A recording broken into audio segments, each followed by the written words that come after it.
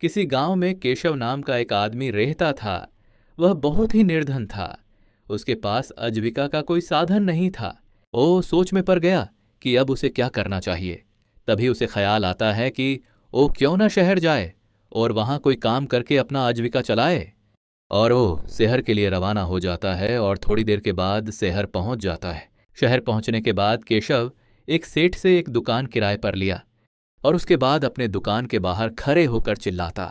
दिमाग ले लो, दिमाग ले लो, दिमाग बिकाऊ है। बाजार से आते जाते लोग केशव के दुकान के बाहर लगे उस बोर्ड को देखते और केशव की खिल्ली उड़ाते थे, लेकिन केशव पर इसका कोई प्रभाव नहीं पड़ा। एक बार वहां से किशोर नाम का एक व्यक्ति जा रहा था। तभी वो केशव के दुकान के बाहर लगे उस बोर्ड को देखता है और केशव के दुकान में जाने लगा। और किशोर केशव के दुकान के अंदर पहुंचता है तो देखता है कि केशव कागज पर कुछ लिख रहा है।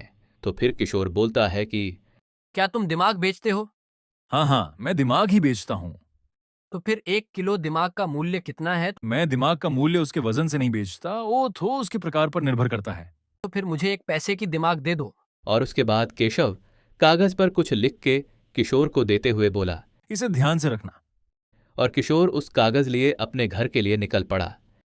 घर पहुंचने के बाद किशोर अपने पापा को बोला। पापा, देखो मैं दिमाग खरीद के लाया हूँ। उस कागज को दिखाओ। किशोर के पापा उस कागज को देखने के बाद चिल्लाते हुए बोले। अरे तुम्हें कोई ठग लिया है। कहां से ये सब खरीद कर लाए हो?